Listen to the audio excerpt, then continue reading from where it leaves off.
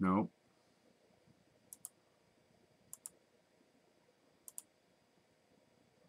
Okay, there. That's not working. Pay no attention, man behind the curtain. I'm trying to... There it is. Okay. I'm trying to sort them out. There. What's happening? I'm trying to make this shit work.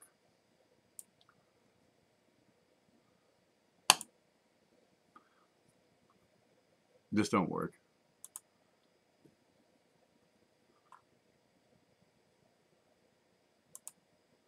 Can you hear me? Can you hear me now? Am I making any noise? The mouth is running. Can you hear me? All right. I don't think that's working. What happened there? Stream complete. Why is it doing that? Oh, the sound is on. Good. I got two computers running, and I think this one's drawing resources that it shouldn't. Come on. There, we'll just kill this one. Maybe that works. So you can hear me this time. Yeah, I found out the problem with the other time. I didn't... Money, Padmeum. How's that working? Testing what? I'm testing out this setup.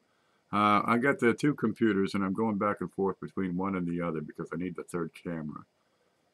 So, if I use this computer, I get no sound, but I get better images. But I only get two cameras. Do I make the leap of faith and make it work with two cameras? It'll look like, say, that from now on. Okay, so I can show off the one. But if I want a wide field, that would have to go on the jack over here and show a wider view. But I get the noise. I don't hear it, but you can. Okay, here's this. Okay, that one's just the way it should be. Black that out. Okay. Okay, that ain't working. That needs addressed. Where the hell is it? This is a good spot, is any? Your tower has how many USB? Like a dozen. Yeah, I can hook up multiple cams, but unfortunately, camera number 3 is part of a second computer. I can't plug the laptop. I don't have the savvy to plug in the laptop into the tower and get them to talk. I'm a coin guy. That's okay. Here's a coin. Look, let's talk about that.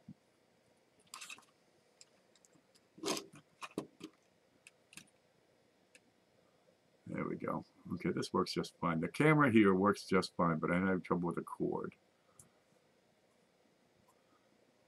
Just troubles. Lost it. Okay, we lost the audio. That should work.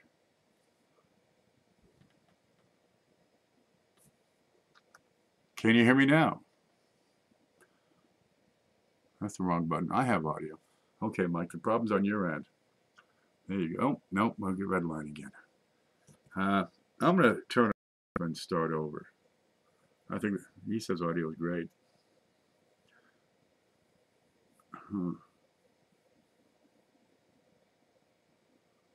Let me refresh. I think I should refresh too. Okay, that's green, and that's green. Why do I get on and start streaming and it starts off as red? And I can't figure it out. Well, for now, we're just lagging, but do have sound. I should not be lagging. There should be no lag here. There should be audio and no lag. Audio visual fine. You will kill the stream. For what reason? To restart, so on my end it looks like it's right. Well, the hell with it. Let's just proceed with what we got. There, I got this to work. Here's a neat one we could proceed with, and I can show the screen. OBS doesn't cache immediately, therefore there will be lag. There will be lag! All we can do is tolerate it. Oh, here's a Canadian I picked up for like nothing. Well, it's 1919. Pretty darn good shape. I don't even know if it's sold, man. It might be sold. I have to look. That's 1919. But beautiful shape. I talk about these coins. People listen.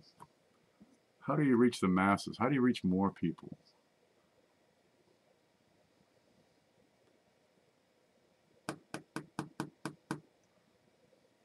That's what I need to know. How do I reach 1,000 people at a time? You have to give it a few minutes and adjust settings within OBS. Yeah, I'm not going to pay attention to tech issues anymore. Just I'm up to here with tech issues. I'd rather just talk about coins. Hey, I went through this roll of 54 S's yesterday. This is that roll. And I got a couple of neat ones. And I've added them to the database, of course. This would be the standard die chip number 1.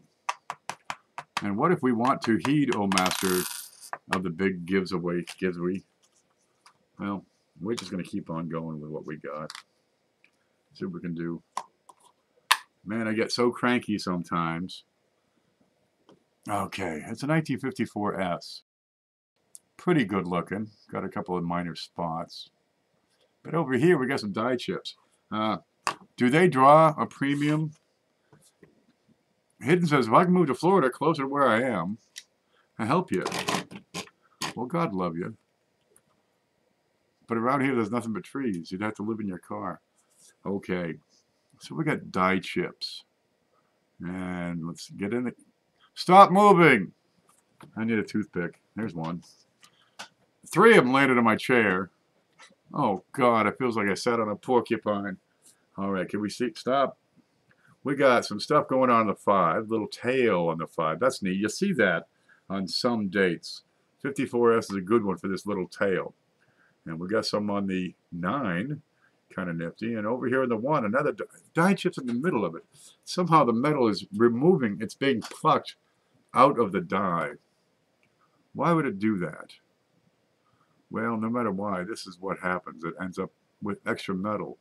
I had a guy on the coin op group. He had an Ike and had, you know, a pit in it. And he says, is this a die chip? He's wondering, you know, if it's a die chip or not. We got to find a way to explain how these die chips are formed, right, and show people exactly what's going on. This is where the camera comes in really handy. But for that to work, I got to clean up the desk, because damn, and reset everything. Let's see. I'll need this. Let's have an impromptu coin class. Okay, I got to move that. Okay, how about we put it up here? We'll put it on the table. Maybe that'll work. Yeah, this thing's pretty handy. I think it was 15 bucks up at Walmart. You're having problems with OBS? Pretty much all the time. I just have troubles. Okay, let's see if we can make this work. 15 bucks, you'd think they'd make them better than this. I'm losing legs on the thing. Here, it works. Let's make this point down. I'm going to take this guy away. Hook you in here. And maybe we can show the desk. Okay, let's see. No, that's terribly unbalanced. I got one leg shorter than the other. I keep walking in circles for some reason. How do we look? Kinda. But it's so far away. I'd have to hook that to something else. Huh. Let me find something. I need a box. I need a box about this high.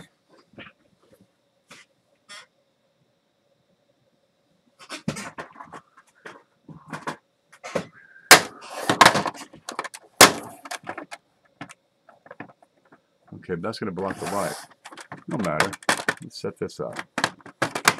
There's only a couple in there anyway. Okay, let's try this.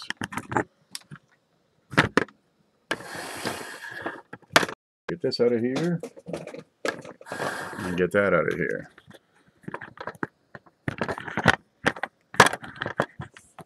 No. Where's my screen? It goes from here to there, up and over. Okay, I think we can make this work. Here's the studio. We're going to miss the other parts here.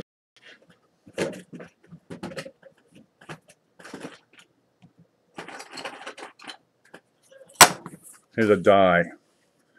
Carousel. Oh, I can, as long as I can't see the screen anyway, I can make this bigger. Oop, that didn't work. There. Oh, look, we can see the whole darn thing. All right. Bumbussel's here. That's Sky Smith, for those of you who don't know Bumbussel. Okay, guy wants to know about these die chips. He's got an Eisenhower, and it's clear it's got a void in the coin. All right, he's trying to understand how this die chip can, be a void in the coin. Let's flatten this out. Okay, let go. Come on. He's got a die chip on an Ike. Okay, so we got a face, and on his coin he's got a void. All right, how would you have a void on a coin? All right, for there to be a void on the coin, you'd have to have something raised on your die. Where's that other one? There we go. See how this is raised? All these devices, the letters, right? If there were dates on here, that would be raised. And if I turn that sideways, you can see clearly these are raised. And when you press a die with raised devices into a coin, you have voids. These are depressed. These are sunk down into the surface.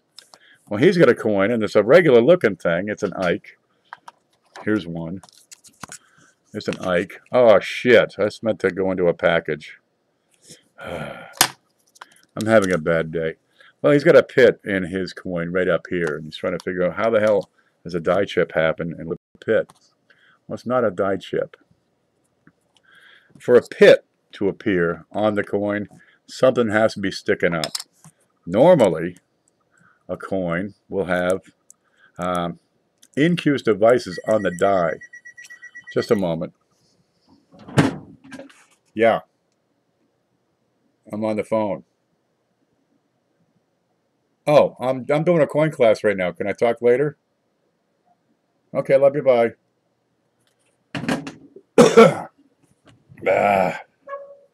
That's my baby. Another commercial. That's my sister on the phone. Okay, so we're trying to figure out how the heck can there be a void in the coin. Well, if it's made with a regular die, there's two ways, right? One is pretty simple. You got something sticking up on the die. Well, that's not normal to have extra metal on the die. If you got a depression here, I mean something. Give me a toothpick. Okay, when you went to press the coin with a regular die, something got in the way. And you pressed your coin in. And whatever is in there,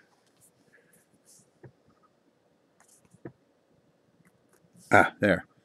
Whatever's in there got knocked away, right? That's not often a piece of debris would stick to a solid metal planchet. But there you have a normal design, raised letters, raised devices, raised profile, and you have something stuck into the coin. You have a void. Let's pretend you're a little tiny elephant. Did the phone in the drawer? Yes, that was my sister. She's wondering why I'm so pissed off. Yeah. Okay. This would be a struck through. All right. It was struck through a piece of debris. That's why they call it a struck through error. There it is. Another way is there's something wrong with the planchet itself. That there's a flaw. Something let go, right? And you see these with laminations where it looks like a whole bit of the coin kind of peeled away. Well, it's nothing to do with the die. It's got everything to do with the planchet. If you got an improper alloy mix, it doesn't always bond to itself well, and sometimes it peels away. All right, well, that's called a lamination, or lamination peel, or whatever you want to call it. That's another way where you would have a depression on the coin. There you go, just like that. Ta-da. The other way, there's a third way, really, and you like this one. Let me fix this and make it right. We offline? Oh, for Christ's sakes. Let me stop this, crap everything out. There, it says I'm on again. Okay, look, here's a piece. Let's flatten that out. Let's flatten out real good here. Okay, one more way you can create a void on a coin and we'll make it look right.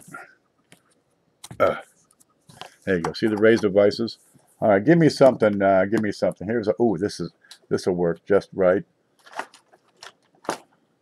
There, something else comes in and hits the coin. It's an impactor, right? It has made contact with something else. Doink. It took a hit, and that would also leave a void on the coin, right? So what do you got now? You got a struck through. That would leave a depression in the coin. You've got laminations. That can leave a depression in the coin. And you got something else, some foreign object coming in like a meteor and smashing the coin would also give you a depressed look.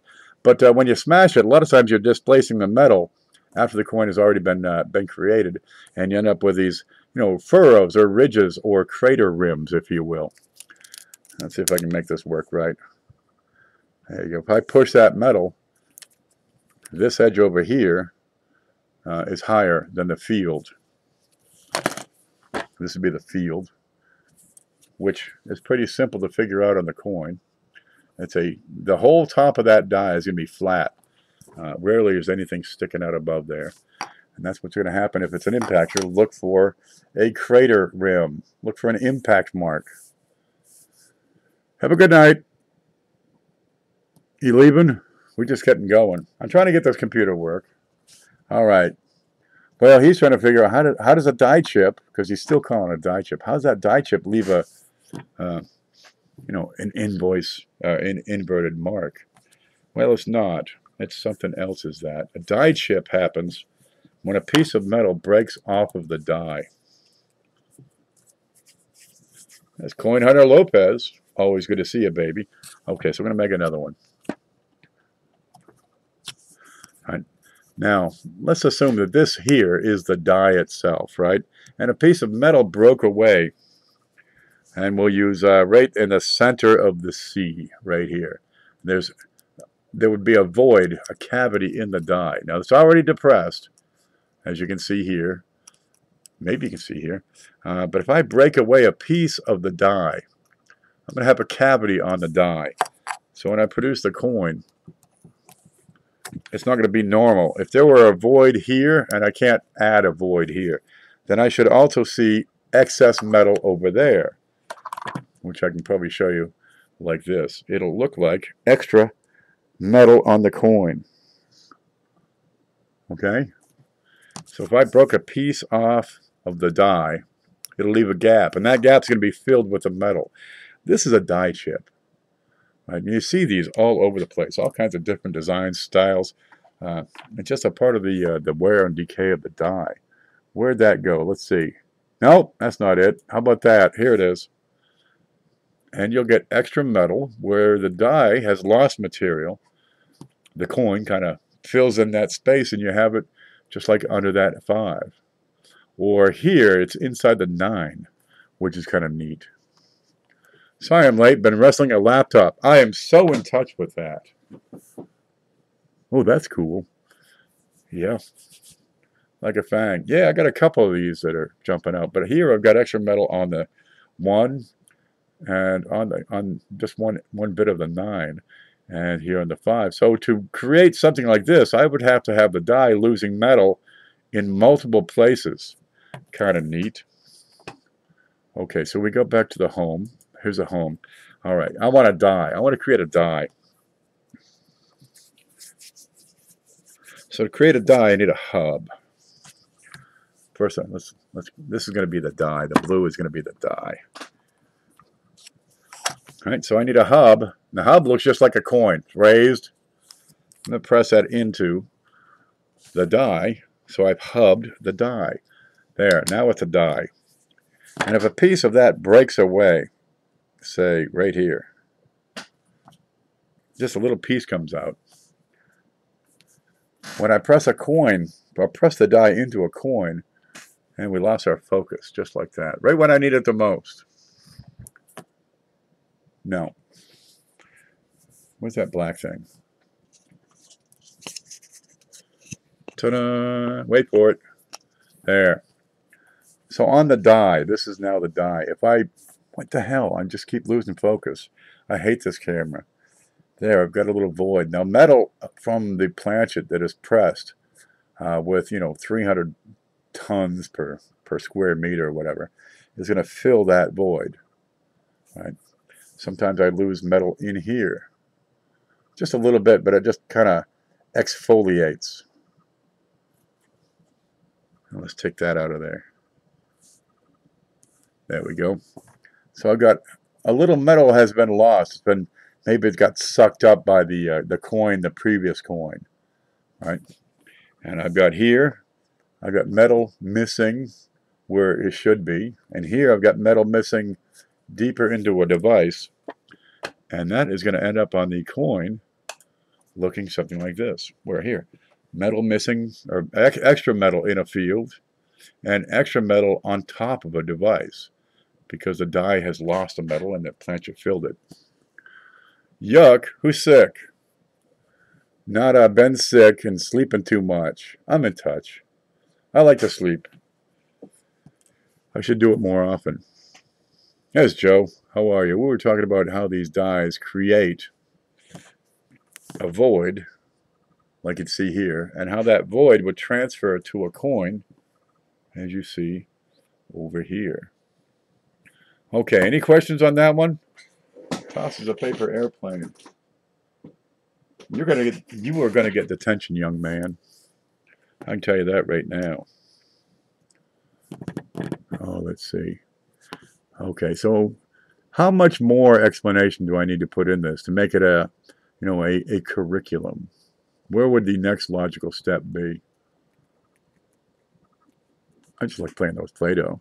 That guy wanted it to be a die chip really bad. He couldn't get off the idea of a die chip, and there lies the problem. Whatever it was called a die chip. Now he had a void, like right about here on the coin, and well, the technical terms we use, be it a chip or a struck through, they matter in the long run, because if we don't know what you're talking about, boy, it's hard to, where to go? It's hard to communicate these ideas. All too often you see a term being used inappropriately, and variety versus error is a common one. There, has a void, and he couldn't stop calling it a die chip. That's all he knew. God Lord, there's a missing bit. Okay, we got to train these people up starting at ground zero. A cud, that's where the die, right? This is the die, is actually missing a piece. That's a cud. That's where a piece of the die breaks away. And I can actually make one of these. CJ sent this one coin, or one die that he had, which was frigged up. It's wonderful. That's what it looks like. His tip, his little 3D printer tip broke off, and I guess I don't know where it went, but the result was this piece actually missing from the die, and it's a perfect example of what a cut is. Okay, let's make a coin here. I think the blue's getting a little dry. I might have to go to green. I was thinking about the folks that call a die chip a cud. Yeah, again, a misused term. Yeah. Well, I think the only way to explain it to people is to do it over and over and over again until finally everybody gets it. Okay, pretend that's actually round. And that's a bad example. Okay, we're going to green. There. I got a fresh piece of clay. Oh boy, this is fresh. It's cold, but it's fresh. Okay, here. I'm going to flatten that out so we got something nice and cute and pretty to work with. There's your planchet. See how smooth that is? Now, if the die is missing a piece from the side, the cud is a piece that broke off, right? So unless with a die that's, well, it's broken, it's missing a piece. But when I press that into a coin, nice and neat like that, I get this giant blob of metal right over here, which is where it's missing from the die. This is why a cud is different from a chip. It intersects with the rim, right? Because there's nothing here. There's no die over here on the side. So that's not a die chip. A die chip is going to be anywhere, say, you know, right beside the C where a piece is missing. And if it's extra metal, let me grab a piece here. extra metal on the coin says it's a die chip on the die. So it would look like that. So that's a chip. But a cut is where a whole piece is gone. And it can't be gone from the center. It's got to be at the edge. And this is a cud. So I guess the secret is just to keep doing it over and over again until enough people learn and see and maybe share the information that we're able to educate the community to the level it needs. Oh my gosh, because if we can't talk about the same thing, use the terms appropriately and correctly, then it gets tough. Now this is an error that occurred because something went wrong during the process. But it's also a die variety because many were produced right out of that same die. Make sense? Now if I have a doubled die, and I got one of these, there we go. If I have a die that has been doubled, right, that coin produced from that die is going to be a die variety. And every single coin I produce, oop, come on, is going to be identical and have the same, exactly the same aspects. Going to have exactly the same features. Because when I stomp on this die with a piece of, thin, lightweight copper, and I press hard enough, it's going to pick up every single detail on that die. So one is going to be not just identical, but a clone as the next one. Right? The C's, they're going to be exactly the same on every single coin produced. It's the die that produced the anomaly. Right? Now, sometimes you have where'd those go? I got some here. Let me find these. This them? This is them. Okay, so that's a die variety. But if something goes wrong during production, you would have an error. For example, this one is clipped. As you can see over here, let's see if I can straighten that up. Oh, no, back a little. Here, this planchet was produced with a piece with a chunk missing. Kind of neat. Okay, they cut these things out like a cookie cutter, stomping it, from this giant sheet. But if they overlap, one cookie cutter is going to bite the last or the next cookie so that this sort of thing happens. Where's my big spot? I got room here. Oh, come on. There you go. And so something goes wrong during production, an error occurs. Now an error, you only get one because the rest of the machine's working right. A die variety is going to repeat them over and over and over again. Look at it, he's going to eat the nickel. Where an error is a one-time thing, and that's a key difference. Too often, everybody says, "Is this an error? Is this an error?" And they're referring to a design feature. Say this. Is this an error? Well, an error may have occurred, but it created a change or a difference in the die. So now it's a die variety. That's where that goes. Pac-Man. There it is. Waka, waka, waka, waka, waka, waka. This is Pac-Man. If I can do this right. Should he be blue or yellow? What color is Pac-Man? There's Pac-Man. Waka, waka, waka, waka, waka, waka, waka. I just like playing with Play-Doh. It's so relaxing. Halloween 5. I don't understand what Halloween 5 is. Sorry, I was probably working during the 80s when the Halloween series was out there. He's yeller? You get yellow? Probably. So there's one key difference in, that little bit of a use of a term makes all the difference. Are we talking about an error or a die variety? Okay, if it's a one-off event, it's an error. If it's repeated over and over and over again, it's a die variety. But you have some things that are kind of in between. I'm a skilled Play-Doh sculptor. That's right. Oh, watch this. Do-do-do-do-do. Do-do-do-do. This is my favorite part. Okay, I'm gonna need a little bit here. Let me pull this off.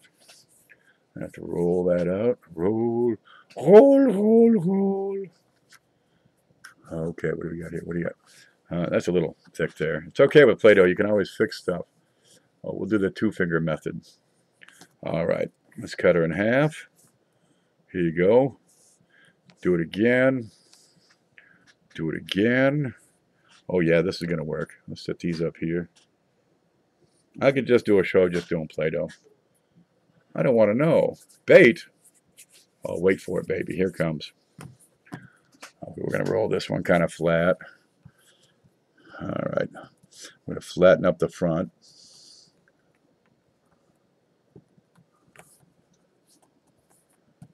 I'm going to flatten up the back.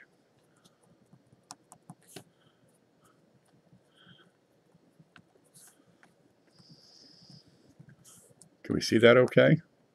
There. Flat. Flat. And we add these.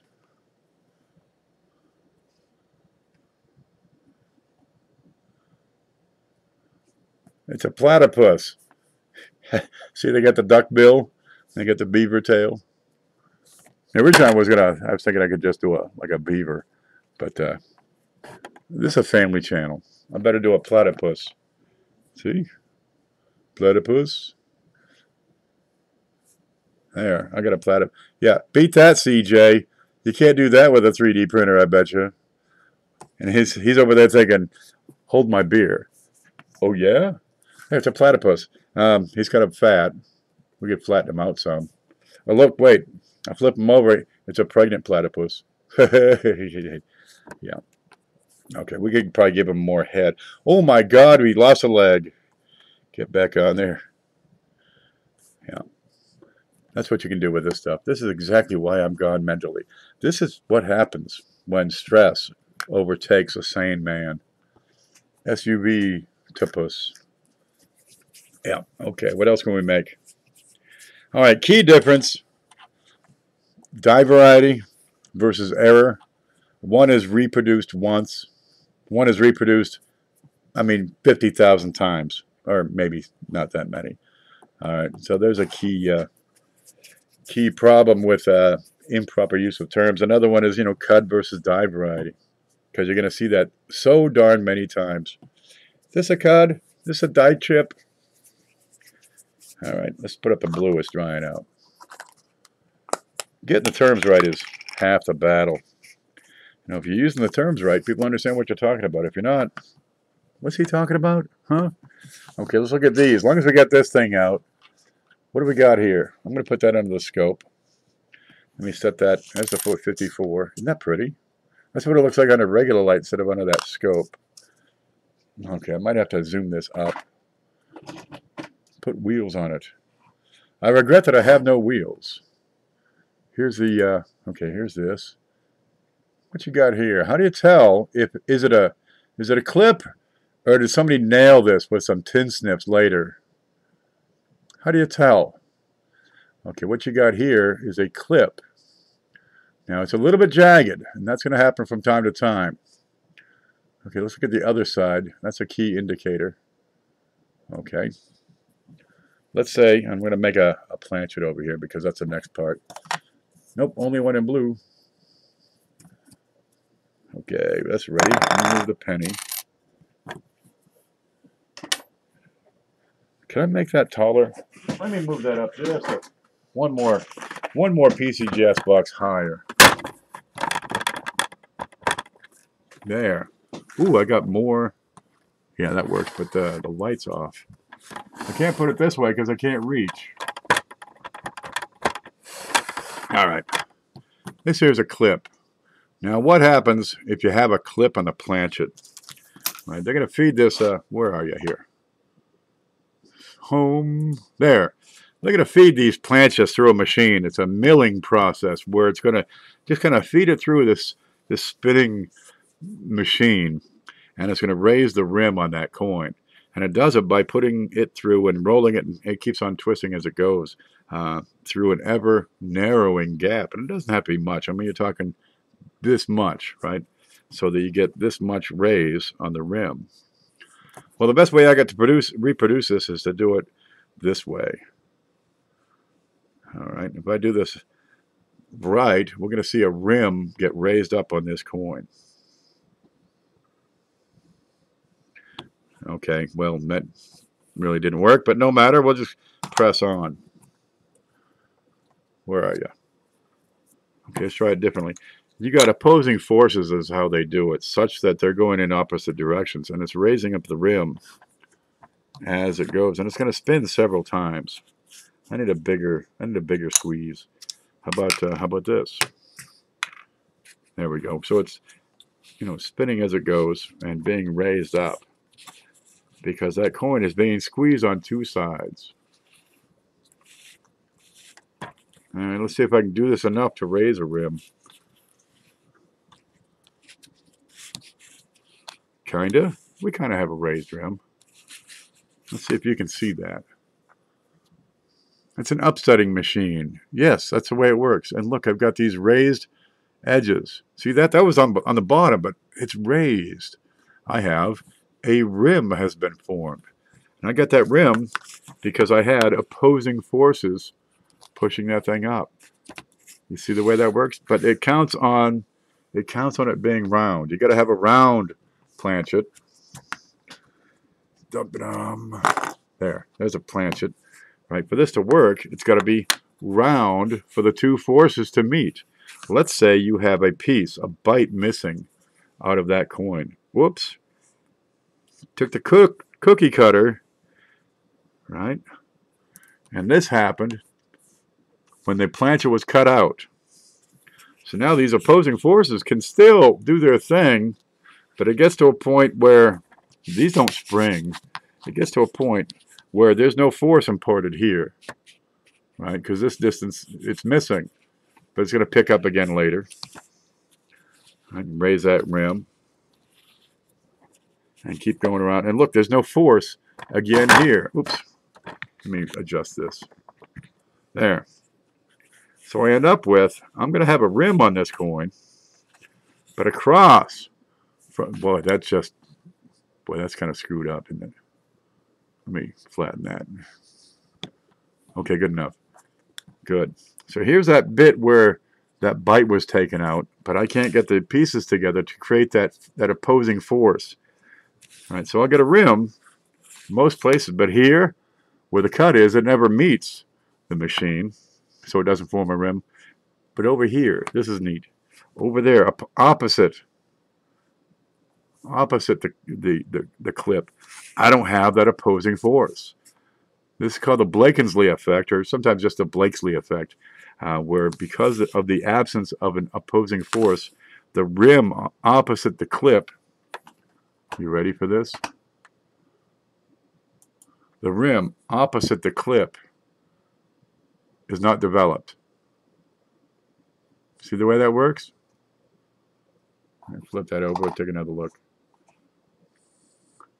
There's my screw up right there, the clip, and opposite that I've got a weak rim. See RTY or ERT? All right. Does that hold up in most cases? Well, let's look. Here's another one. Look, I got a clip. Opposite. Wow. Well, it's kind of close. The smaller clips, it doesn't show up as well.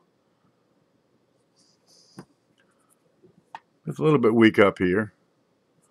Not as well defined of a rim. Okay, on the reverse, there's my clip.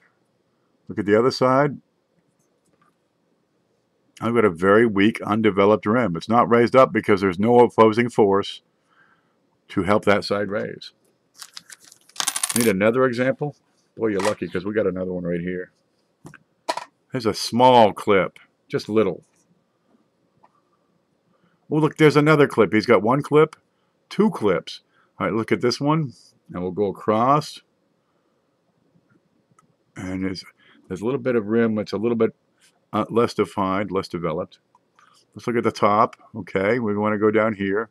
There's another section of rim that's not as well developed. And this is the Blakeslee Effect in progress. Okay, we had one down here. There's the clip. Go opposite. Less development here. Okay, where's that other one? This is an easy one. Okay, got a clip right there. Finding the opposite is real simple. It's the other side of the building. Well, this looks okay here. All right. That's a pretty small clip if you look at it. But you get to look at some of the other details. The way the rim approaches that planchet, it tapers. Is that right? Well, let's look at this one. What happens that rim as it approaches? It comes to a tapering point there.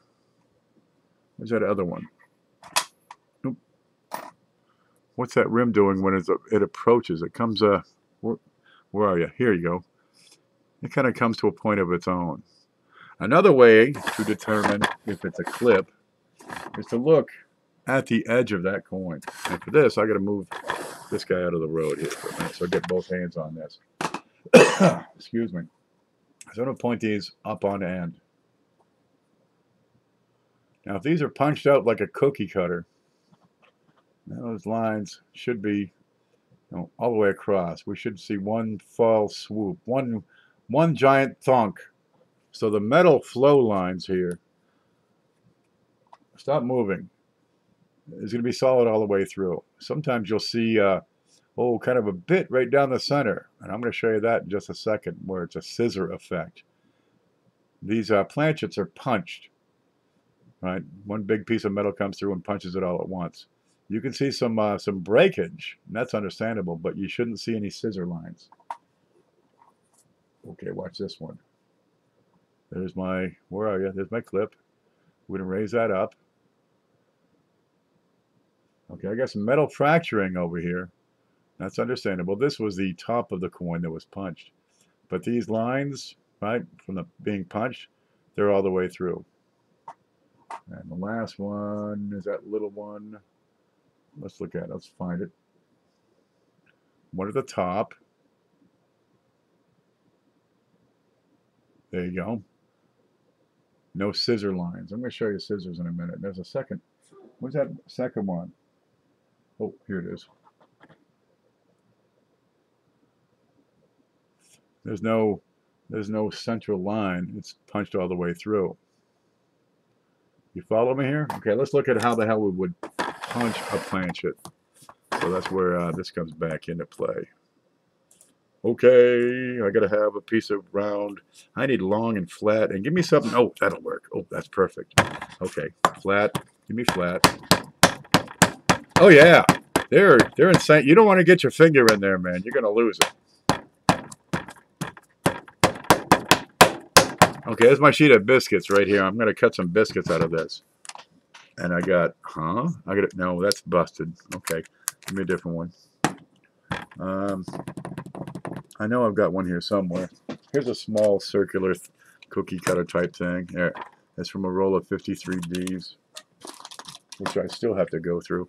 All right. It's one fell swoop that's going to cut that planchet out of there, right?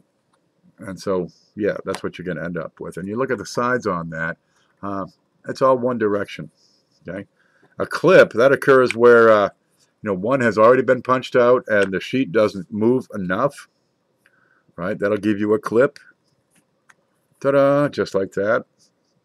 Or you've already punched one. I can't get that out.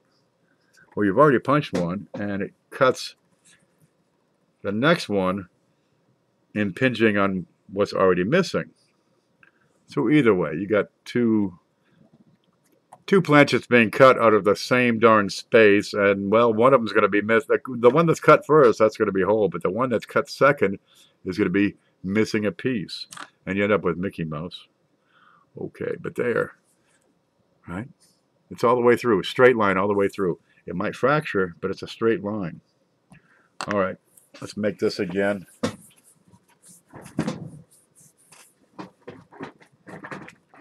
And let me get in here. Okay, ready? You ready? Do. Flatten you out. I love these tools. You get these from CJ.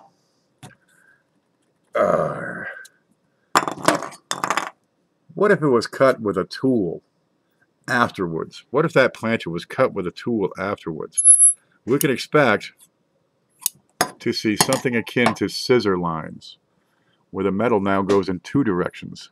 How close can we get? Let me put that under the scope. Let me get that out of here. Okay, scope, where are you? Give me something clean I can put that on. There it is. And if I look at the side of that piece of Play-Doh that I just cut, I'm going to see metal coming from two directions, from the top and the bottom. Instead of one direction, I get two, and I get scissor lines. Are we seeing anything here? Let's look at the other side. That looks kind of tasty right there. There you go. But I got two intersecting forces that meet in the middle, and that's what shears the metal. So that's another thing to look for. Very interesting. Yeah, it's the truth. There it is. People get these crazy ideas about the coins, and it comes down to a mint process. And if you can't describe how that coin was made by a mint process, well, just go with either tampering or damage as the evidentiary analysis, because somebody fucked with it. Chances are your coin was fucked with. And let's see what that looks like, if we can see that. You get these scissor lines where the metals that create the scissors meet in the middle. That might be just too darn obtuse to see. Well, no matter. You're getting the idea. It's going to be a different pattern. If it was cut, it's going to be a different pattern on the side of that coin. Well, that's what you're looking at. Oh, and there's more. There's always more. Okay.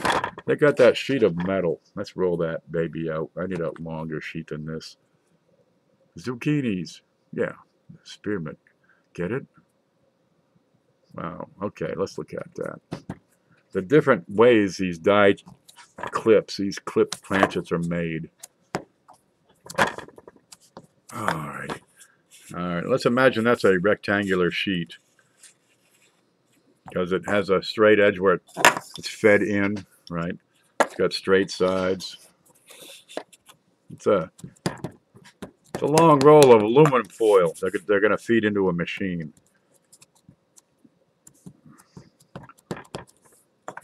All right, and it's a machine. The roll of metal is machined, so it's going to have straight sides. There we go. It's going to have a straight front. So pretend that's like square. Okay, gets fed into the machine to be punched, and it's not quite there. You can get a cut from the corner, right? So yeah, you get these clips that have corners on them. Pretty damn slick. You can have, let's say, gets bounced around, gets sideways in there, and the punches come down, take it from the edge. Right? What do you got there? Instead of a corner, well, you just got, I'm stuck. Where'd that toothpick go? How do they go away so fast? How can I lose a toothpick that quickly? I got a box of them here. I'd love to buy an Indiana 2x2, sir. How much are they? What's an Indiana 2x2?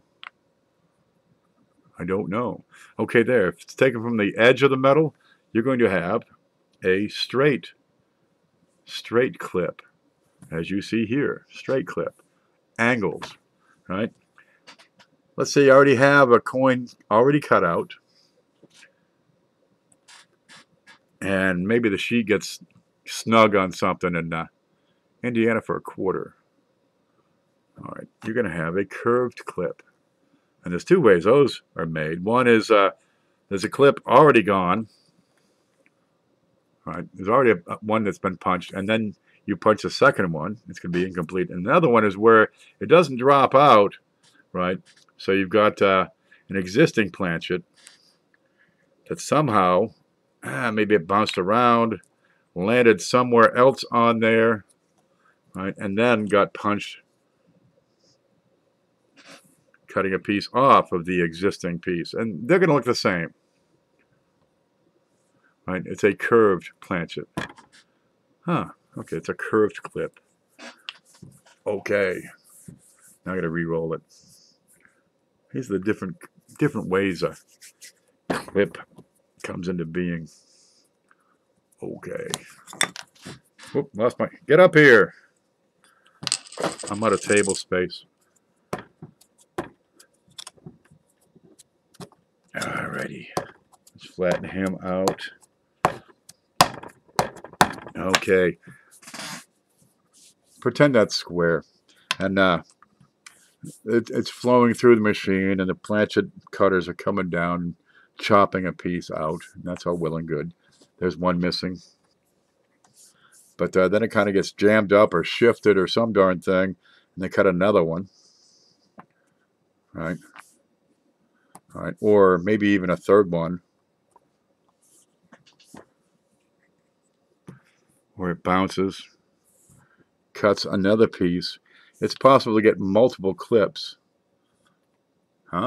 Multiple clips out of there. Or a cut here. There you go. Cut over to the side. And I'm out of room. Let me start over here.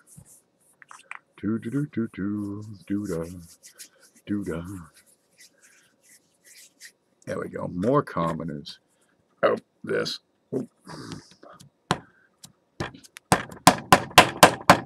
There. We got a piece cut. One right beside it. There we go. And they're gone. But it bounces. And the next one is cut somewhere in the middle. And you have multiple clips. And that's actually what we got over here. Somewhere here. Get out of here. Where'd that one go? I got the one with a couple of them on it. There, this one has multiple clips on it. If we can find it. You ready? There you go. We got one up by his head. There it is. And we got one over here on the left. Ta-da. Yeah, you can get them with 2 and 3 clips. Rarely do you get 4. A saddle clip.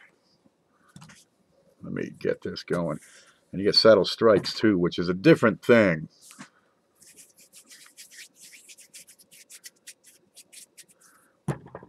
Okay, we'll come back over here. Dum-da-dum, flatten you out. You got 3 punches in a row. And you get a saddle. Oh man, I'm going to need my platypus back. There's one clip. And it's fine.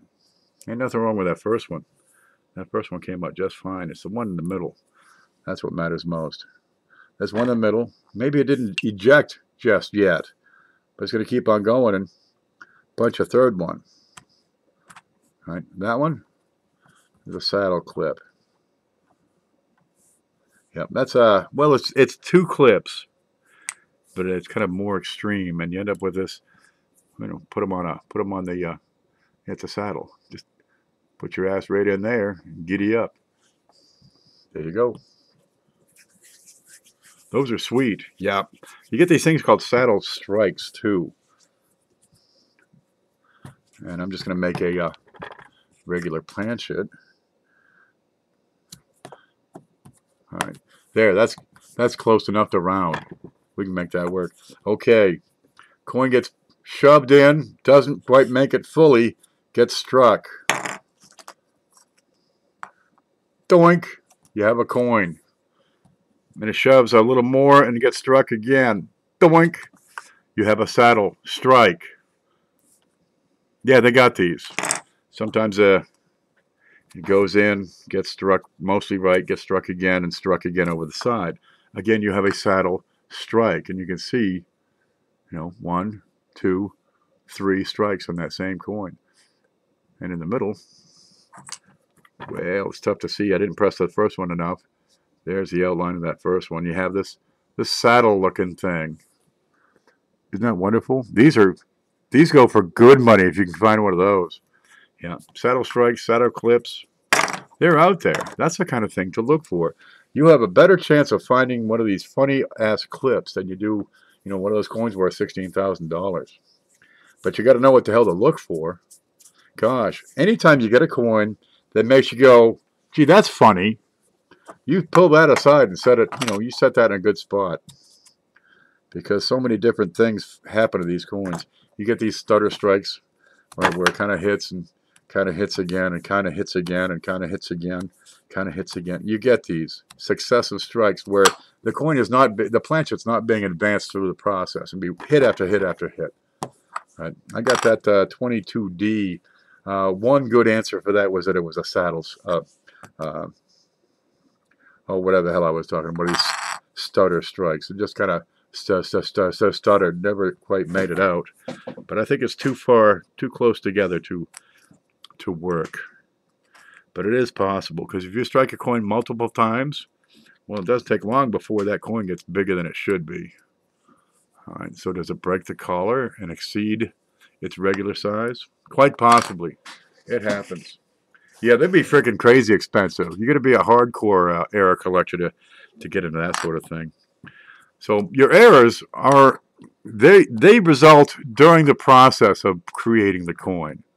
They're not created in the design. They're not created because of a change or alteration in the die. That's the die variety. Right? The die is normal. The coin's produced normal, but some change in the die created a die variety, and they made 50. They made 1,000 of them. They just kept on making the darn things. Okay, but the coin is normal. It's made right.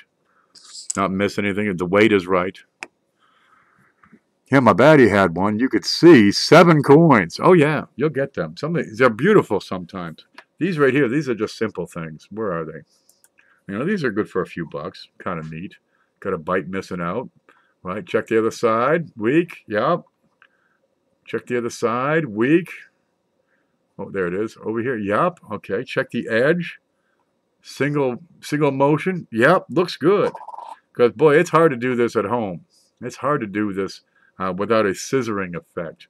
You got to push that thing through a hole sized exactly right to get those the breaks right on the edge of the coin. How about a 3D die with interchangeable hearts? Interchangeable heads. A 3D die. Nope. With interchangeable heads. I need to be able to show a die chip. I need to be able to take a piece out of here. Maybe unscrew it. Maybe from the back. But a way to take a piece out and add a piece in. See, the adding a piece isn't really so much the issue, because rarely is material added to the die. I'm in the wrong screen. There you go. Once that die is produced and been hubbed, this is what a hub looks like. It looks just like your penny. Now you press the hub into the die. So just about everything on that die is going to be inverted in Q's, so that when you press it into the coin, all those devices are raised. Now you got raised letters on some of these coins, but you're going to find them, to be down inside that groove on the C, or inside the groove of the J, is where the raised pieces would be, because they're not going to be above the plane of that die. Dude, they take a freaking grinder and polish that baby up. You've seen polishing marks on those dies. Yeah, like a light bright poke.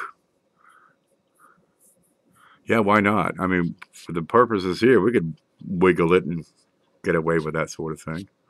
Yeah, this is CJ's Coins and Crafts. You'll find him over here on, if you press on his, where's his stuff? Here's the screen. Yep, let me move this over. That's not it. There's CJ. And he's got 3 little dots right over here. If you click those, it'll say, you're ready, go to channel. Dude, that's what you want to see. Go to his channel and subscribe to him.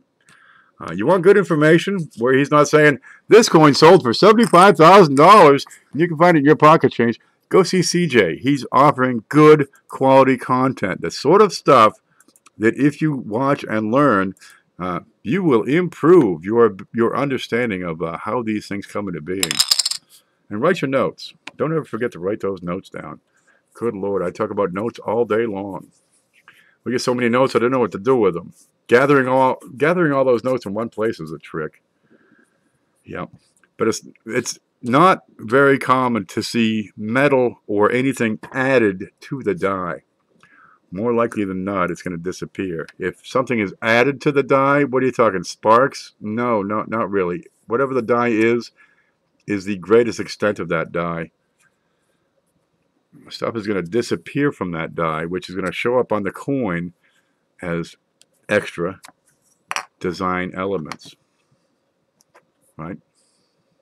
There's a piece missing from the C over on the coin. It's going to show where the metal filled that gap over here. And that's your die chips. I noted you noting. Take notes on notes. How do you take notes? What works? Good Lord. I tried doing a class on how to take notes, but I couldn't read my notes. It was so hard. Man, how do I get by? How do I do this? Yeah. Okay. Chip, crack. I need a crack die. What if I were to break that in half? What would happen over here on my coin? If I broke that in half, right, kind of took the two pieces and pressed that coin out, what would I expect to see on that coin?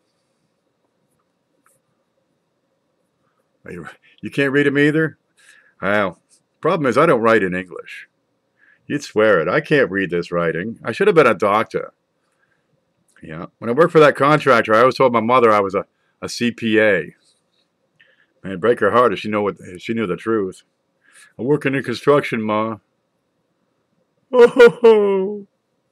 Okay, if I were to take this die and snap it in half. Now it's pretty, dude, that's pretty solid. CJ makes these solid, right? And then put it back together. I can figure that it's not going to get together as tight as it is right now. So I'm going to have a little gap between these two pieces. And if I press really hard, I'm going to create extra metal, right, where that gap is. And it's going to be raised up. It'll follow the details and such. Right? But it's going to cross through the design elements because there's a gap in the coin. This is a die crack. And they go all the way across. It's not impossible to find a coin where the die has, in fact, snapped in half and continued to press coins. And this is the effect you will see, where you have regular raised elements of the coin, right, the C and the J, or in this, maybe it's Lincoln's head or something. And the rest of this, it could be wide, it could be just a hairline that you can barely see, but they're out there. And that's stuff to look for.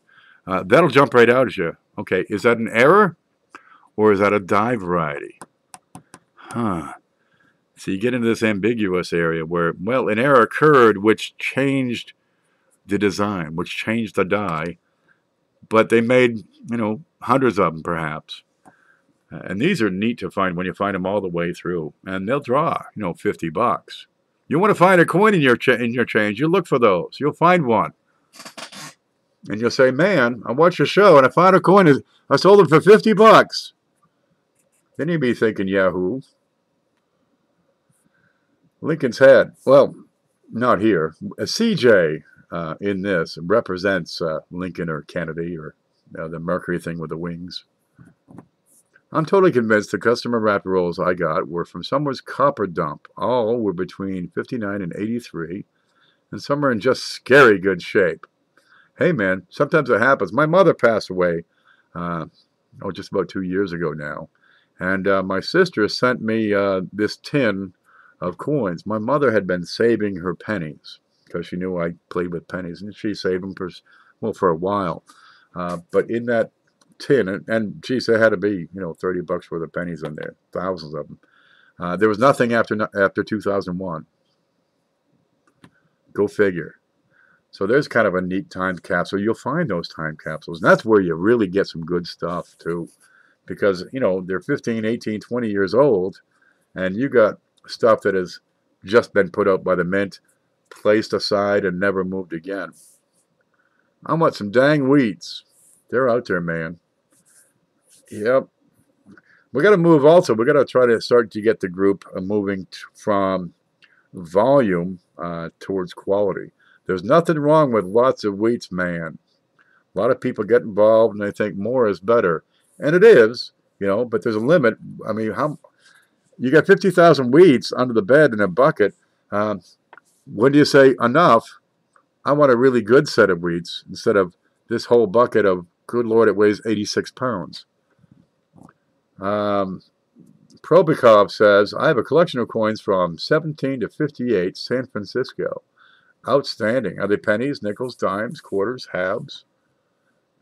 Coin Dragon. Okay, I lied. Just now found a 44p. Looks like it was struck to the bottom of the cup holder. Oh man, no. I had just one batch of coins. I'd swear some guy cleaned out his toolbox. They were just frigged up. I mean, box after box for a while. The guy must have made a fortune. I sub you. Thank you, thank you. That's Prokopiev. What do you call? I can't. How do you pronounce that? Borosev. That's Boris. Yeah. Give me an English spelling of that and we can pronounce it. But I can't pronounce acrylic. I just don't have the training on acrylic. I can do Greek though. Okay. There's an hour. We'll get an hour into it. I was hoping to test this equipment and, well, we got most of the way through it. I still need a couple of things and I'll get to the store. And by God, I'm going to get that table too while I'm at it. Excuse me. Okay, let's put this up. There.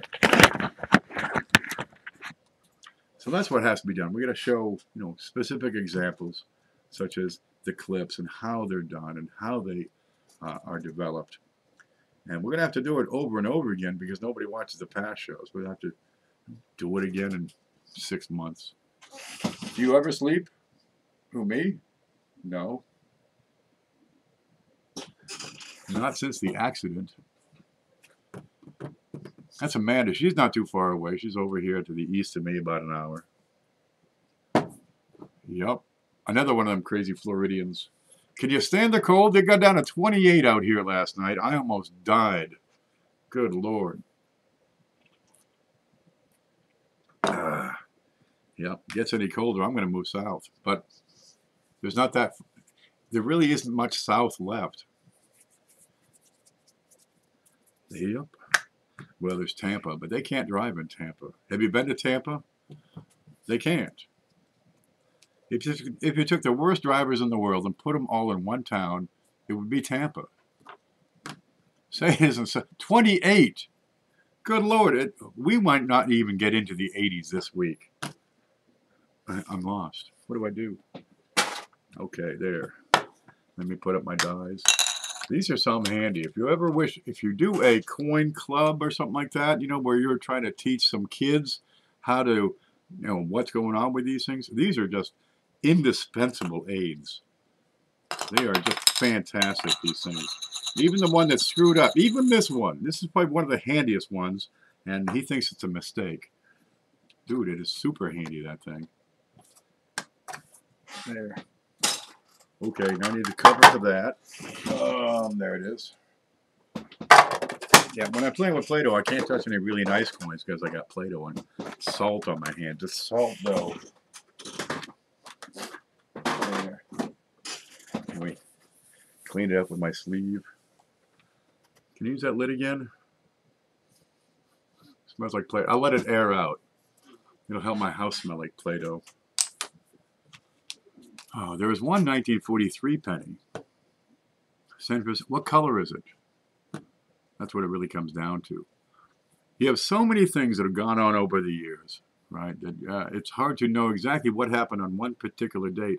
A lot of these websites I see are set up where they have, the double dives will be over here and you can go by date. And over there you got the RPMs will all be, done by date.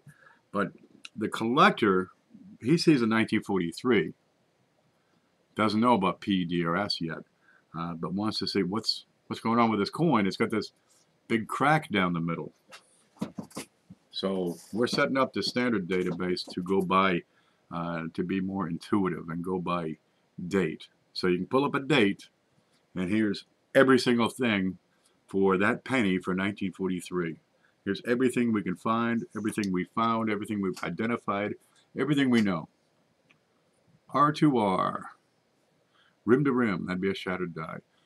Mike says, I noticed one of our community had a die crack that was rim to rim, just across a quarter of the coin. They were calling it a cud. A die crack. Okay. Nope, that's not it. Nope, me blue. Green. Okay, remember this? A split die. Sometimes you get that. The cut is when the whole side of the die is blown out. So you're not going to have any detail.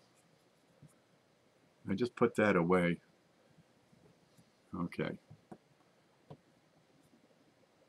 I need two colors here. This would be a cud, where there's a piece of the die has been blown away.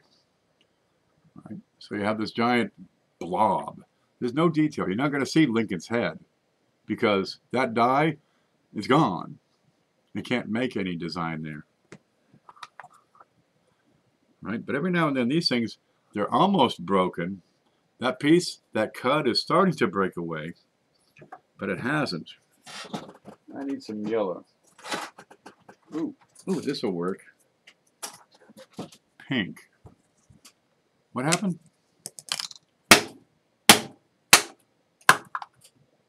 There, perfect.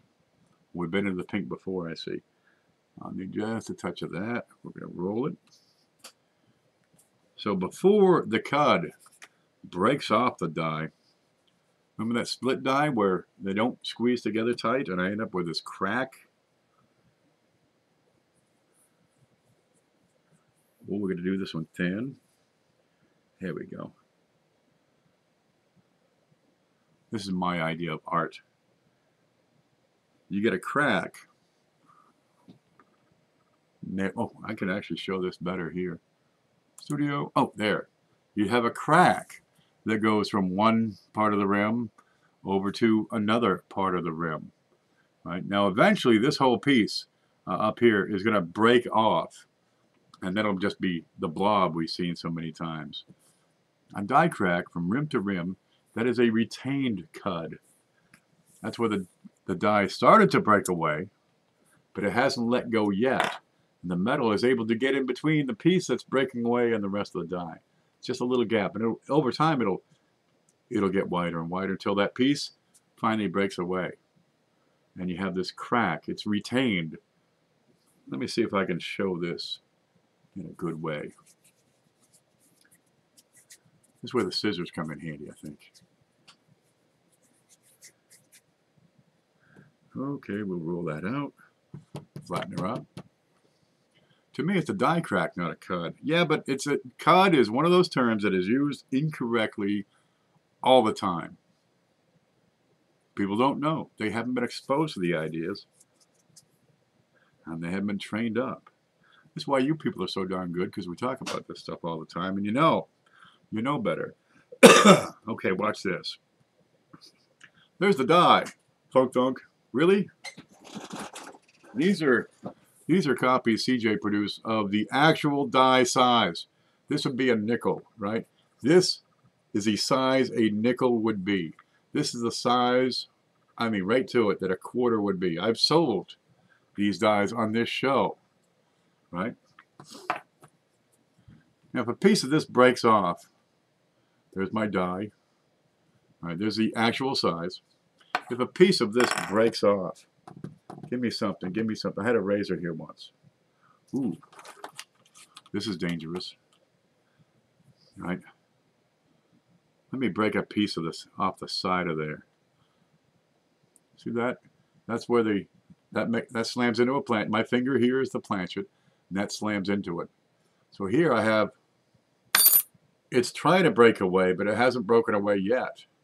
But you can see the metal from the planchet can get into those gaps and leave that crack we spoke of. See that? It breaks off. This piece that broke off, this is the cud. That's what that is. That's the cud. That's the die from which a cud has broken away. Right? But on the coin, it's gonna appear on the coin as a big blob of metal because there's nothing there to squeeze, to hold it in place, and the metal just kind of oozes on up. That's what's going on there. Yeah, before it breaks off, Let me see if I can put this back on. I can do surgery. Oh, this way. Wow, I screwed this up. How do I make this? Before it breaks off, it's a retained cut. It's retained. It's still there. It's trying to break off. It's working its way off. It's breaking, but it hasn't broken all the way through yet. And you have just a crack. And when it becomes a cud, that crack is going to be the same shape as the outline, the furthermost outline of that cud. It's a scrumptious bar. Ooh, what do you do for a Klondike cud? Out of 25 cents of 1973, under the inscription E pluribus unum, marriage letter U double strike. Oh, I'm sorry, Boris. I'm having trouble with your English. If I can't understand you, I can't offer an answer, and I'm having trouble making a sentence out of that makes sense. Sorry. My understanding of English is different from yours, but you're coming a long way. But I'm not able to help you with that the broken patterns of grammar there. Google Translate. It might be the way to try it. Just do a video and ask a question, you know, speaking. Maybe that'll work. Okay. There it is. There's an elongated die. Yeah, but Play-Doh is a pretty handy tool for instructing people the different ways these dies get screwed up. And it happens. Dude, you're smashing that little piece of metal into another piece of metal that big and doing it with tremendous force. 500,000 times. Something's bound to break eventually. And when it does, you get an error. Right? But if it's going along normally, just doing its normal thing, then it would be a die variety because the issue is in the design of the coin. I think he's saying there's a die chip, die break in his quarter. Okay. Out of 25 cents of 1973, under the inscription, so this is a quarter. I think he's talking about a quarter. Under the inscription, E pluribus unum, marriage letter U, okay, unum, double strike, marriage letter U, with letter U. I bet you that's it. If he's using Google Translate, it's, what does marriage mean? With, beside the letter U, double strike. What it sounds like to me is die deterioration. Awesome possum. So I have on my list shattered broken die, die with removable pieces for die chips. Yeah, we can make it work. Give me a way to take a chip out of a die. And these are so damn handy because you can just show it to them. If I could take a chip out of there, that'd be great. Can you do one with like a profile? That might be handy because we got letters in the middle of these dies. And while they're great, hey, leave CJ's Coins and Crafter on the outside. Yeah. But it'd be handy to have a profile in there. And then I'll have to take one to the saw or something and cut one in half so we can show better what happens, what is a cud. Speaking of, or give me two pieces like a jigsaw puzzle. I can just duct tape them together, bonk, bonk, bonk, and then loosen up the duct tape. Will a die crack across the center of a coin still be called the contained cud? Well, at some point you kind of get into this idea of a split die. Okay, there's your die. And if you get a break right across the middle, right, and you get this, you'll find these split dies. Which part is the cud? Well, it hasn't broken off yet, so technically retained cud would be an accurate description, right? But here's what's happening to your die. It's breaking in half. It looks like a butt. And it's just that that crack hasn't gone all the way through. I mean, you get down to where it's being held in. They got a piece on them. It's called a Woodruff key, where it's actually a flat piece on a round die. And that enables, say, a set screw or a Woodruff key, Woodruff chuck to get placed in there to keep it from spinning. That's the whole idea. That's what that does. So you have this piece and be a retaining ring at the bottom of the die. So maybe it's not going to break and split apart. It can still spread, right? See the spread? Spread that butt. It can still spread, so you get this giant crack down the center of your coin. But maybe it's held together down here, down there, so you don't have enough force to break that piece. Or maybe it does break, but it can't let go. Maybe it does break, but it's still held together at the bottom. All right. Is it a retained cud? Yeah, kind of, yeah, but boy, it's equal. So they call it a split die. Will a die crack across the center of a coin still be called a retained, not contained? But, you know, I think contained cud would be more accurate, to tell you the truth, because you're containing that die from splitting apart. That might be more accurate, but it's not used in the industry. How dumb I am, Hidden. I thought that was 4 bits. You're not dumb. Leave that to me, says Hidden. Yeah, Hidden's got the market. He owns it. I gotcha. Yeah, different things happen to these things. They get bent out of shape. We got this new bit with these modern pennies, right? There's zinc. Well, back in the old days when it was mostly copper, the copper was a bit forgiving. It would respond better. Well, the new zinc coins are much harder. So 82, 83, 84, they're hitting these dies which aren't up to the task. They're smashing these into a really hard planchet. And you get all kinds of cracks, especially on the reverse die in 82, 3, 4. All kinds of cracks. And they're just little ones. They're just hairlines. Right? They're just kind of fractures it in a few spots. And God, so many of them, especially at the corners of the memorial building. They're huge. Populous. You can't go through a bag of 1983 without pulling out, 25% of them having die cracks, just little ones on the back. And it's because the change in the metal of the planchet was not translated to the change in the hardness of the die. Well, it was a bit more brittle. So, okay, so they changed it. Now you have this thing called a ridge ring appearing, which is again a factor of the way the die wears on the newer, harder planchets. And it forms a rim, a ridge, all around the die. And it's just because the darn things are getting deformed. Let's see if I can make one of these. This will be especially hard. I do not have an example at the ready. Let's see if I can figure this. How the hell would I show this one off? Top 5-10 common terms used incorrectly.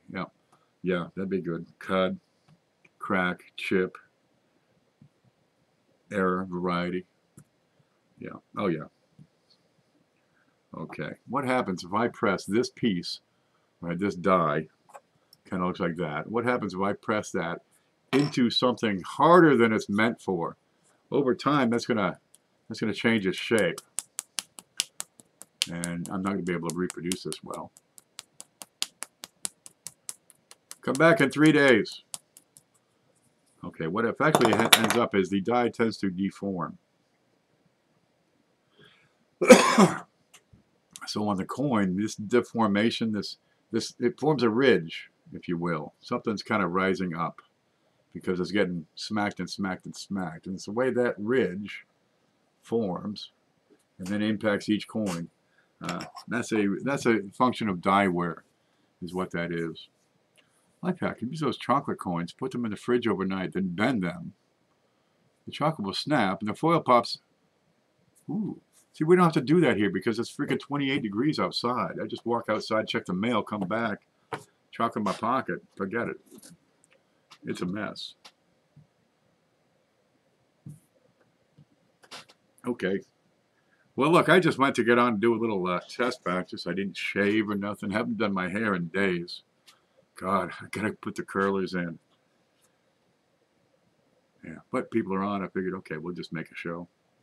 And geez, there were some coins on the desk, so it worked out pretty well. Okay, there's the green. We'll put that away and seal it up. Ooh, let's talk about lathe lines now.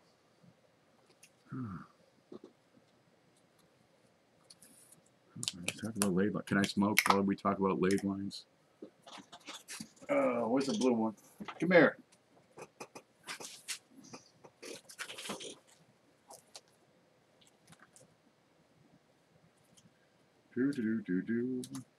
Now these you can find.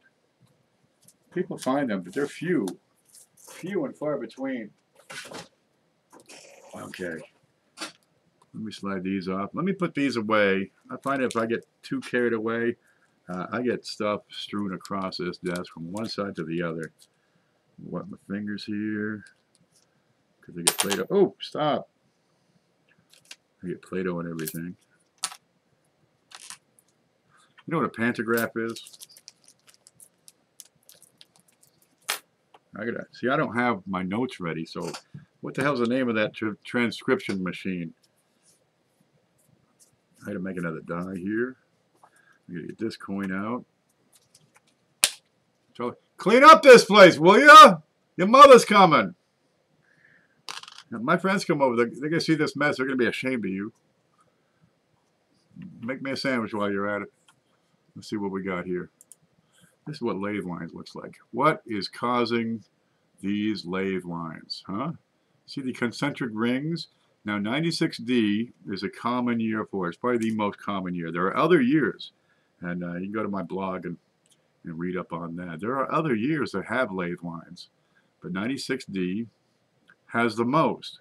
It's not just how many lines, but how many dies have the lines, and it's a bunch of them. I think there's about 15 that have been identified so far.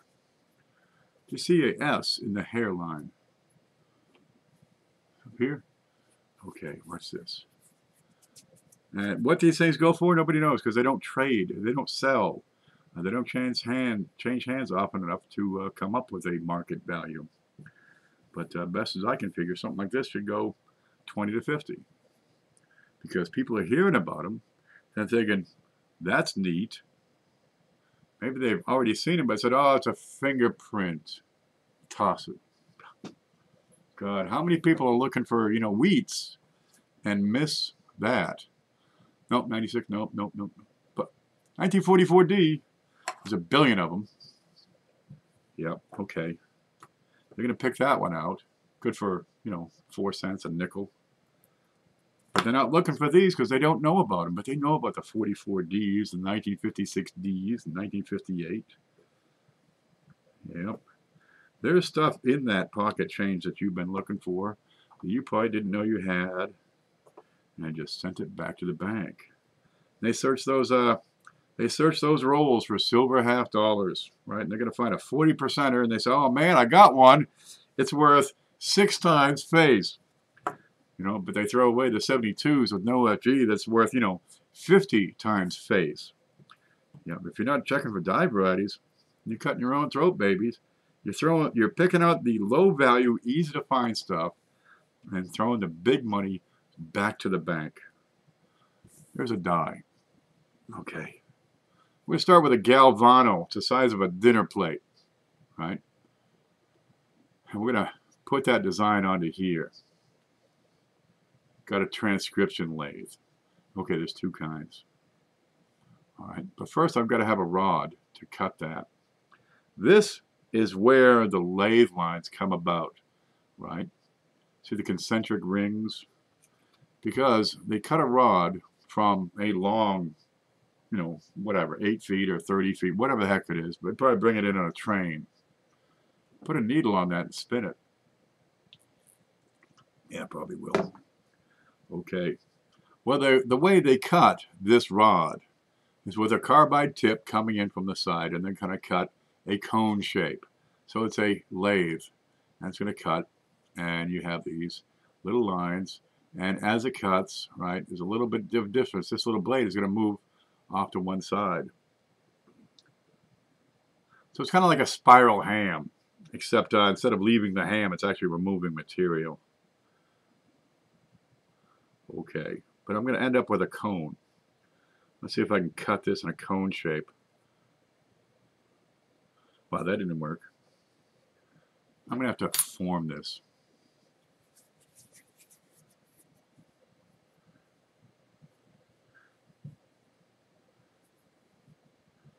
No, I don't have a good way to show this, but it's going to leave, if you will, a conical shape on the top of that. Let's see, does that make anything? But the edges of that are going to have, you know, hundreds of these little lines, scores of these little lines where that blade, the carbide blade, came in and left edges. Now, when the hub comes in to press the design into that, it'll press the design, but it's not necessarily going to press fully around the edges of the coin, which is why the lathe lines show up on the outside of the coin. Right? That would be, lathe lines on the outside of the coin would be from cutting the rod. Now there's another kind, and you've seen these, where you see a Jefferson Memorial Building, the Monticello, with kind of a circle. I don't have a, yeah, I got one. Kind of a little circle right in the center. I can't open this bag. Here's one. There, you have the Memorial Building, and right in the center is a little tiny circle right in here. A couple of circular lines right in here. Well, that says it's not made by pressing a hub into a rod or the cut up of a rod that doesn't impact the outside. That would be a transcription error, a transcription lathe. They get a galvano this freaking big, and they use a device similar to a pantograph, if you will, that takes a design, and it's got a needle on the record over here, and it's connected with, you know, gears and stuff. So it's got another spinning head over here on the master hub, where it is engraving this little tiny detail on something that big, starting with something this big. And you can end up with those little funny little things. That's what I think this is. But that's neither confirmed nor denied, proven or debunked. But it's out there. And you also get those same circular marks right in the middle here. Right around the building. These little tiny circles. And nobody knows what they are. I think that's what it is. Okay, I'm going to put that up. I don't have any gear to really show that off well. What is an off-center penny worth? Well, how far off-center is it? Is it really off-center? Or is it just a misaligned die? How much is this coin worth? All depends on its grade, its condition. Yeah. There is no single rule about what a coin is worth, because coins are different. Dude, they'll pay good money for one that's in better shape. They'll pay good money for one that has no little nicks on it, no little bumps. Yep. And sometimes they'll pay money because it has some interesting color to it, or it's toned or whatever. It's pretty off. Quantify it. There you go. How much off? Now we're done. I need that third camera. It's frustrating trying to get by with that and this. I need that third one. Yeah, percentage of design missing. All right, that's where Goodwiller comes in. I'm really limited with the equipment here. Okay. Let's see if we can put that in there. The red is the dies. And you see the dies are the same size where they meet. All right. I'll put a planchet in the middle, and it's lined up. Everything's lined up. Center, center, center. I'm going to end up with a nice, pretty coin. Let me squeeze that together just right. Pull off the magic part, and I have a nice little coin. This has a cut. Don't worry about that. That's a properly centered coin. Okay. Sometimes they put these things together, and it's a little bit out of whack. Not a whole lot. Right? Okay. One die is where it is. The planchet, the center of the planchet meets the center of the one die. But the other die is a little bit off. Right? You're going to have an off-center strike. Now watch this. The one side is perfect. Looks normal. The other side is off-center. Okay? That's a misaligned die. That's where one of the two dies is out of alignment. So you got one die's right, the other, the planchet is right, but one of the dies is frigged up. Now you have an off-center, which is a different machine.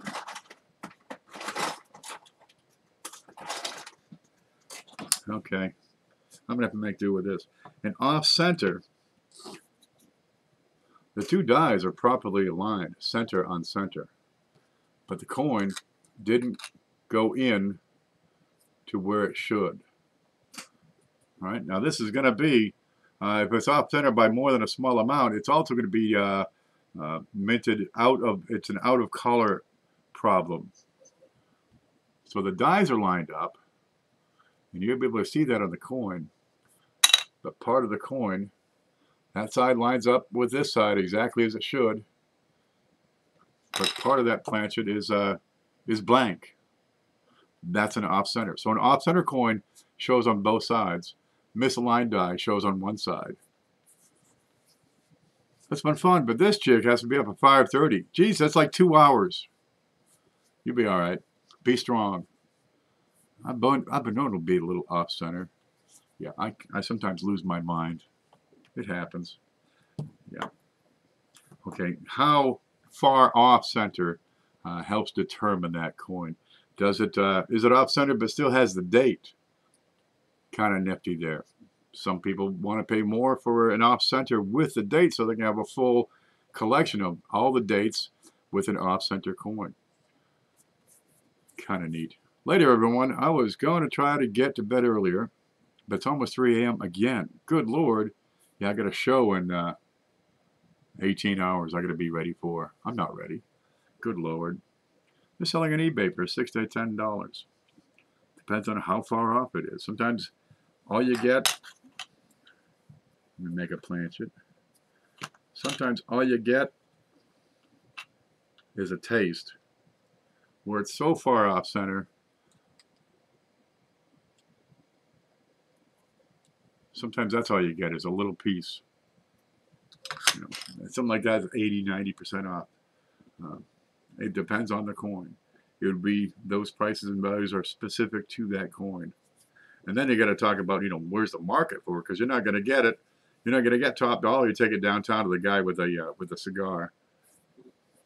What about an 85 double ear?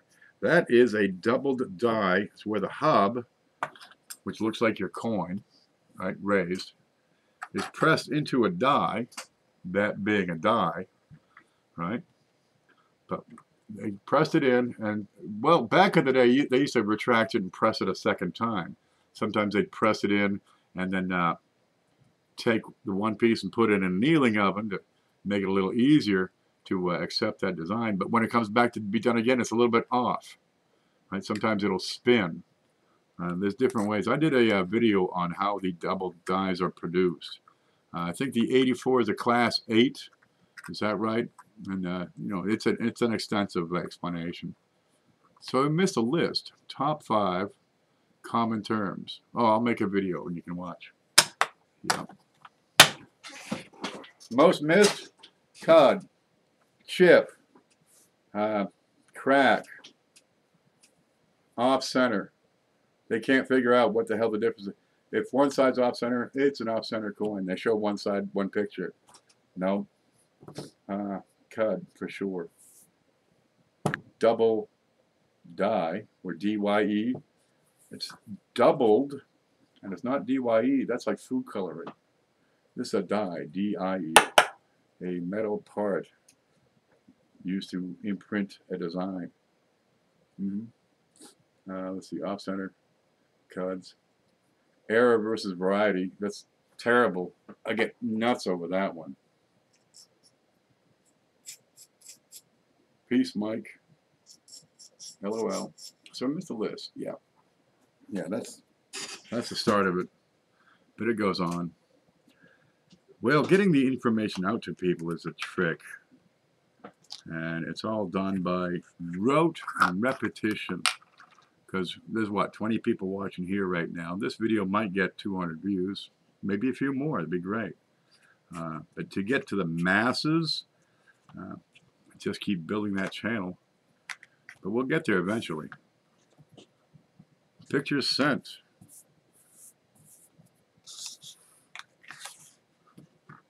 Yep. Now, if you like my time and my expertise, don't forget to support the show any way you wish. There's PayPal. That new one works, but you only get about like half. Don't forget to support the show, because it's in channel support that I'm motivated to keep on making these silly, foolish videos. I'll send it out tomorrow, Clay Scott, he says. Yeah, it'll get there. Christmas time's coming. It's slowing up the mail. I've got some stuff that's been in the mail for a week. I got some more stuff ain't even been shipped yet, and that's getting me just whacked. I'm losing my mind there. You can actually find brains on the floor here. Baby, baby, get over here and pick up these brains. Huh? Quit doing your nails. Okay. You look great, baby. I'm feeling anxious. You look great. Okay. All right, we've been almost 2 hours in. I'm going to get back to doing my thing. I got a lot of work to do. Get ready for tomorrow. I'm going to catch you guys later. If there's something you would like to have explained, let me know. Give me some advance warning. Yeah, brains. When you lose your mind, brains are on the floor. Yeah. And we'll try to see what we can do to put together the appropriate props and have things laid out and ready to go, because it's a whole lot easier when I have that set up. I have to get a USB cam so I can take better pics. All right. 1000x. Or you could be dissatisfied. And a perpendicular stand. Those two things. 1000x, which is like 2 megapixels. And that perpendicular stand. You get that combination, you're going to be pretty happy. This is what I use. It has no brand.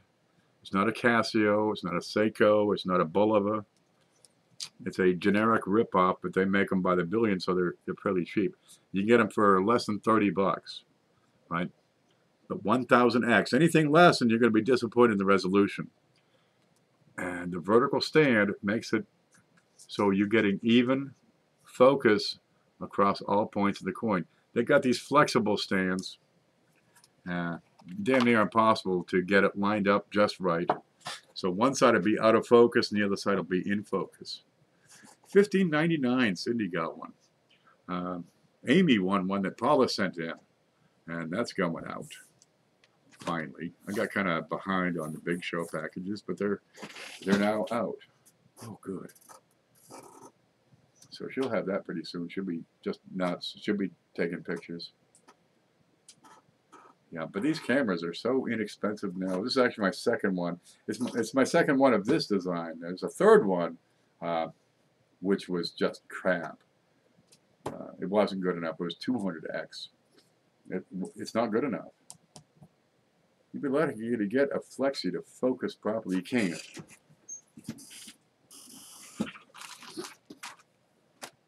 They got, oh, I can't, no. Okay, I can't show that. I got this lamp here. Ooh, I got one here.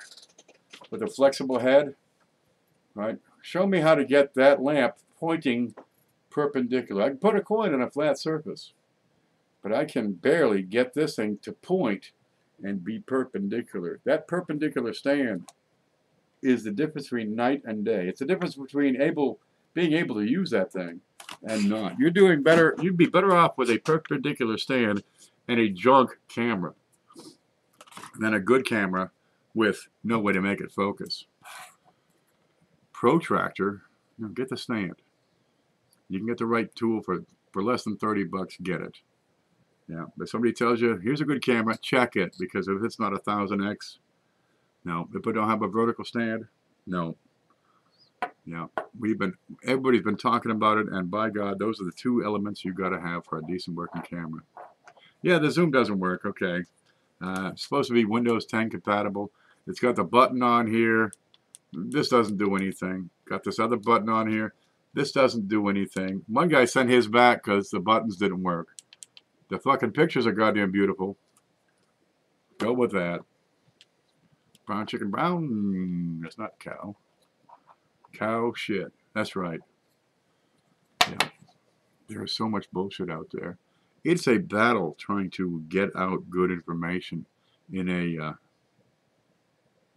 in this realm where so much bad information is being shared. You see this. Uh, what's this wrong with my coin? And somebody spits out, it's lathe lines. Why? Because it's got a circular crease across his forehead? No. You'll get out and you'll learn who's given accurate information and who's just making it up as they go. There are a couple of channels I don't even talk about anymore because their information is so darn bad. It's a disservice to the hobby.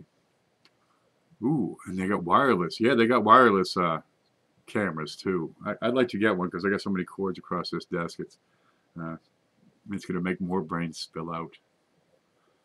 With a perpendicular, yeah, it works like a regular camera, but instead of a wire, it beams it up, Scotty, or something like that. Look, I've had enough. I gotta get going. I'm gonna take off. We'll do it again shortly. Make sure you subscribe, and we got a big sale tomorrow. Lots of stuff. Bring your wallets. Yeah, I'll get there where I can do a preview show, but there's one of me. Okay, guys, you stay groovy. I'm gonna get my thing going on here.